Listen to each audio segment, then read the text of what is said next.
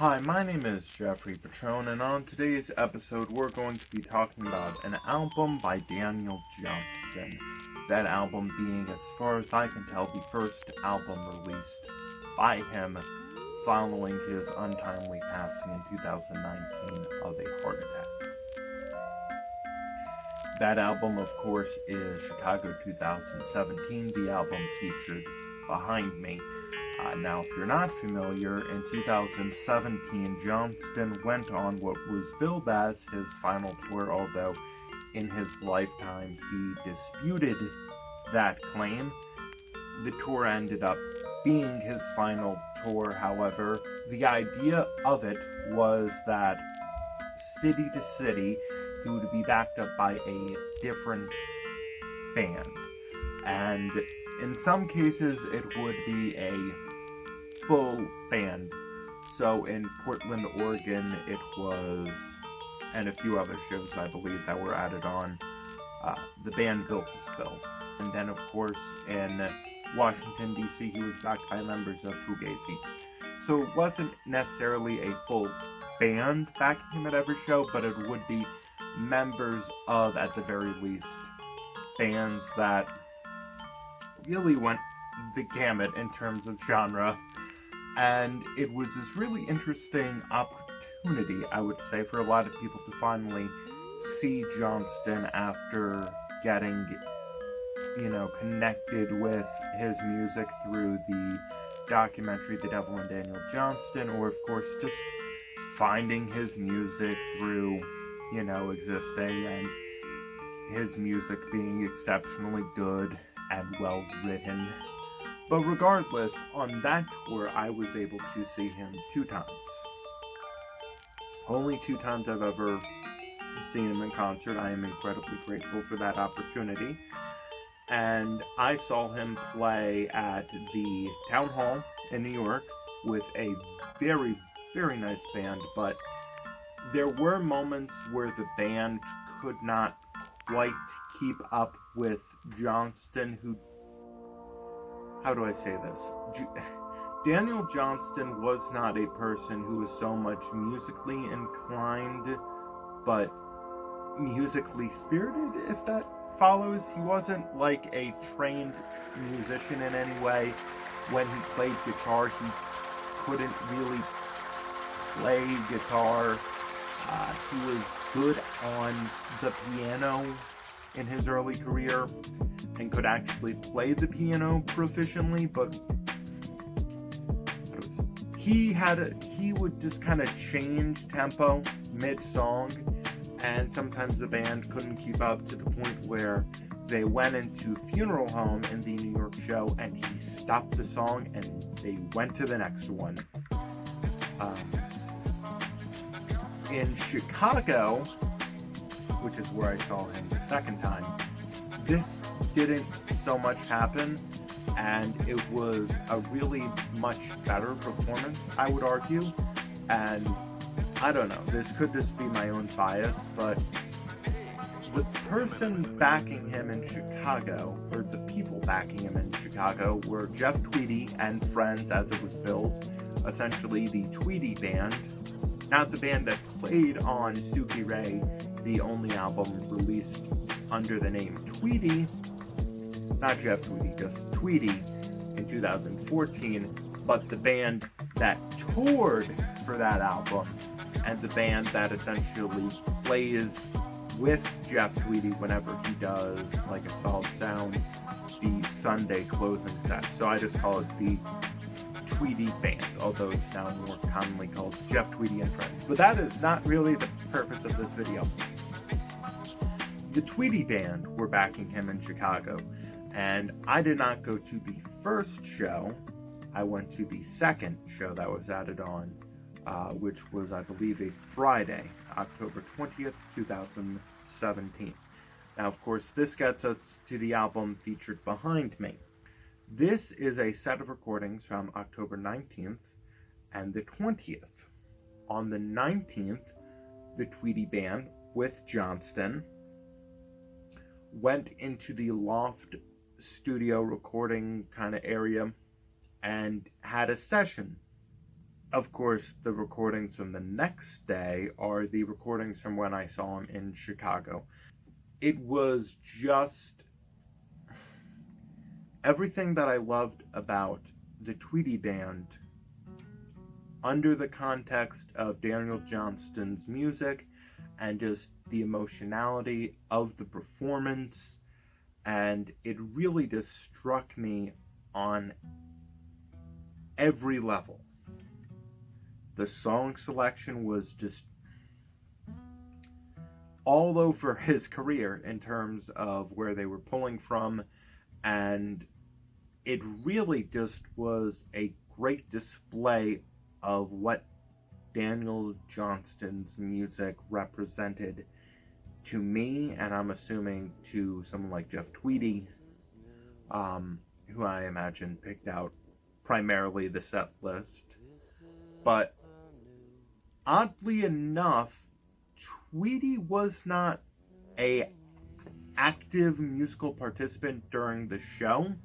Tweedy was there, but he didn't have like a "I'm Jeff Tweedy, look at me play." He was very much in the background, just adding musical support. It was just this, how do I describe this? It felt as though the band, and Jeff Tweedy specifically, were just as happy to have been a part of the performance as the audience was to hear it. And because of that, I would say a little more so than in some of the other concerts, but once again, could be just my bias, Johnston himself seemed to be happier than at some of the other concerts and really seemed to connect and enjoy performing. Although that could have also stemmed from the fact that he apparently allegedly bought hundreds of dollars of Beatles bootlegs the day before. Was something that he said mid-concert. It's just a thing I remember, but this is one of the singular greatest experiences that I've had just at a concert. And is Daniel Johnston's voice like amazing? No, but it is quintessentially Daniel Johnston on this recording, and just, I keep saying the emotionality, but really the emotionality of this recording is just, it's like getting beat over the head. You very well might cry during listening to this.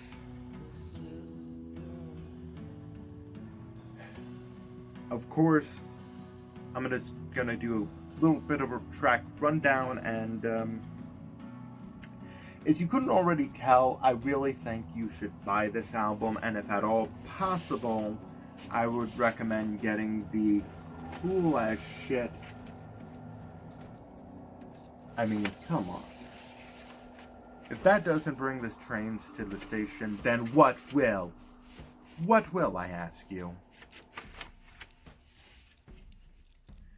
So, the performance opened up with some songs from his first albums, such as The Story of an Artist and Like a Monkey in a Zoo, and those were just really great performances of those songs.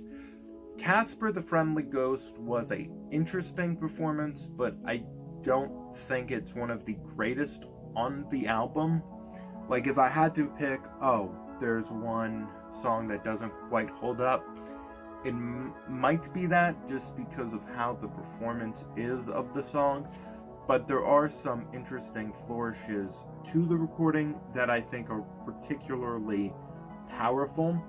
Now, next up, it goes into the first of the Loft session recordings with Hey Joe, which, not a song I particularly find to be memorable, but not, how do I say this? It's not a song that I go back to in terms of Johnston's catalog, but it is a really great performance. The only criticism I could possibly level is that it goes from the live recording in this instance to the studio recording, back to the live recording, and it doesn't quite, it's just clapping and performance, and then back to the clapping, and it's not as smooth of a transition, and I wouldn't bring it up if there wasn't something that happens later that isn't as well of a transition, but we'll get to that. Following that, we have the combination of Worried Shoes and Cold Hard World, which it's just such a, my goodness. Following that, we have Crazy Love, another recording from the Loft session, and the starkness of the recording is just beautifully, heart-achingly, just, it ends side one, and you just want to burst into tears and just kind of, just, you know, put on your favorite hoodie and not do. Following that, we go into side two, which opens up with Girl of My Dreams, which is from 1999's Rejected Unknown. And it wasn't a song that I really would consider to be of my favorites in terms of Johnston's material, but it just has this life, specifically in the context of the Loft recording, specifically in relation to the piano, keyboards, whatever are being played on it, and it's just, I don't know, it might be becoming one of my favorite Daniel Johnston songs now. Following that, we have just the 1-2 punch of Walking the Cow. Following that, we have Funeral Home. It's an interesting thing because you have Funeral Home, the live recording of it, and then from there it goes to the studio recording of I'm So Tired, which is interesting. On the second night, not the first night, they also played You've Got to Hide Your Love Away by the Beatles as well, and I really thought that was a great recording, and I wish that had been a part of this. Of course, there's other songs they did, like Hard Time, which is definitely a song by Daniel Johnston that I think deserves a lot more credit. It's just more of like a